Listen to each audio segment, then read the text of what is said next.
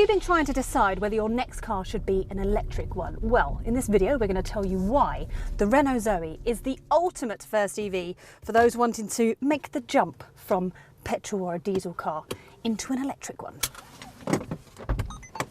Now, not only does the ZOE look great, but it makes switching away from fossil fuels completely free of range anxiety or any nasty shocks. Now, with its impressive driving range of 245 miles, I could get in this car right now and drive to Brussels, but that would be a weird card review and I don't have my passport with me. Maybe a bit more useful information for you is the average commute is around 25 miles a day. So you'll need to charge this ZOE next to me once a week. And if you're used to battery powered things like your smartphone or your laptop dwindling after a couple of years to the point of where you feel like you're always attached to a plug socket, the Renault ZOE comes with an 8-year or 100,000 mile warranty. It's a good peace of mind.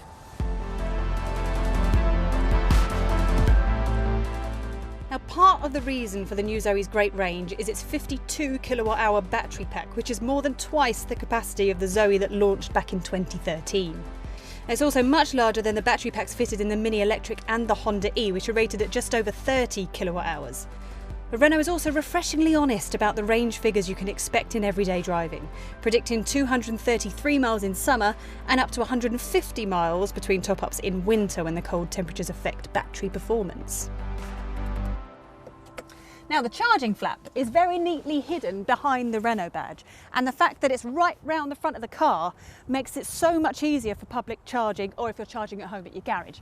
Now, talking about that, Renault are currently offering every new ZOE owner a free 7 kilowatt BP ChargeMaster home wallbox installation. Now, with that, you can fully charge your battery in 9 to 10 hours for £3. It depends on your energy tariff, but they're also offering a fast charging option. So for £1,000 you can charge the ZOE for speeds of 50 kilowatts, which will return you to 80% from zero in just over an hour. Now, we have spoken to Renault and what they said was 50% of people are choosing the 50 kilowatt charging option, which, if it's only adding a few extra quid a month if you're leasing your car and it improves resale value, then it's a bit of a no-brainer really, isn't it?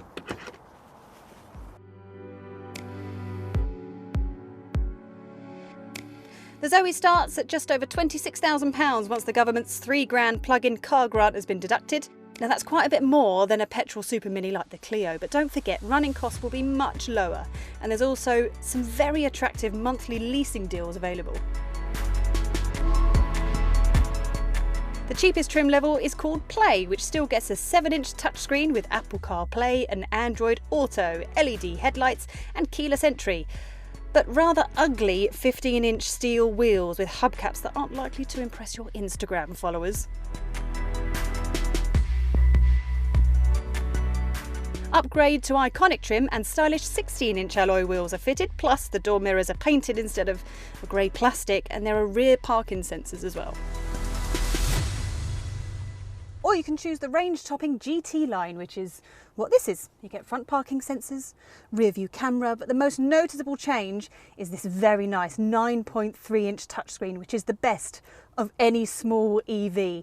The graphics are really nice and it's full of information for people that like to measure things like me. So how many miles you've done per kilowatt of electricity you've used. Now, I have to say the temperature in here is a little bit perfect. And that is no coincidence. That's because before we started filming today, I set the climate control to precondition the interior to a very cosy 21 degrees using my Renault smartphone app. And this is my very cosy smug face. And the interior itself feels a lot more expensive than the original ZOE. Better design, better materials, a less cheap, shiny black plastic. And all in all, the quality feels quite lovely. Sometimes you forget that you're not in a bigger car. Saying that, the dashboard isn't as daring as the Honda E or as upmarket as the Mini Electric. But this car comes with the winter pack, which for an extra 500 quid, heated steering, heated seats. Whether that's important to you or not, I don't know. But it's quite chilly on the test track today, so it seems to have gone down pretty well. One concern with smaller EVs is passenger space, because manufacturers tend to cram the batteries under the rear seats. Now, luckily, the ZOE was designed as an electric car from the ground up. So even though these seats do feel a little bit higher than normal, the roof is also 10 centimetres taller than a Clio's. So legroom and headroom are pretty good in this sort of car. The boot is a good shape and size too, with 338 litres of space. That's competitive with most petrol cars in its class. It's another reason we think the ZOE is such an easy EV to recommend. So I've already mentioned that the ZOE is a lot cheaper to run than a petrol or a diesel supermini, and that's because filling it up with electricity just costs a few quid. But there are other ways that an EV can keep your motoring funds in the black. So you won't pay road tax. You save 150 quid a year there. Very nice. Company car drivers will also manage to slash their costs because of the 0% benefit in kind liability. If you live near London, the ZOE is exempt from the congestion charge and the ultra-low emission zone as well, so you can save £27.50 a day there over the more polluting petrol and diesel cars. And of course, these perks also apply to the other EV rivals like the Peugeot E208 or the Vauxhall Corsa E. So enough about the figures. How does the ZOE actually drive? Well, you've got two versions, the R110 with 106 brake horsepower, or the R135, which is what this is, with 133 brake horsepower. Whichever one you're choosing, it feels very nippy. The battery motor has got that nice bit of oomph when you put your foot down on the accelerator. So if you want to zip into gaps during traffic, or if, like me, you like to win at traffic lights, then it's absolutely bang on. Now with the gears, you've only got one forward gear, so you're only touching the gear if you want to reverse or park. That's it. The extra power of the R135 means that it's a lot more comfortable on the faster roads, on your A roads, on your motorways, but the battery power does dwindle quite noticeably the faster you go. The steering feels nice and natural. It's actually quite a fun car to drive. So this car weighs an extra 400 kilograms more than the Clio. That's because of the heavy battery. And when you're going around sharp corners, you can feel the lean. It's not as fun to drive as the Mini Electric. If you want a small sporty EV, that's the car that's going to get you closest to an electric hot hatch, if that's the kind of thing that floats your boat. Another advantage of the electric motor under the bonnet is that it's whisper quiet.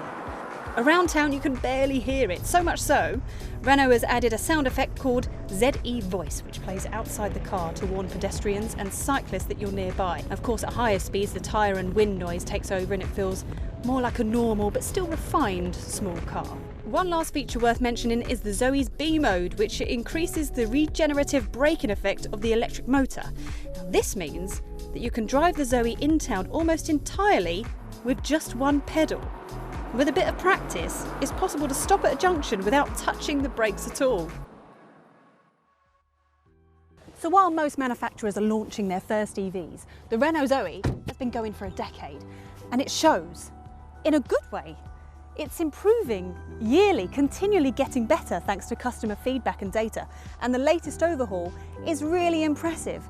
So not only does the latest ZOE double the range of its predecessor, but it's much nicer inside. I think if I had one criticism, it would be that the new ZOE looks very similar to the original, so I would like Renault to be a little bit more adventurous next time, please.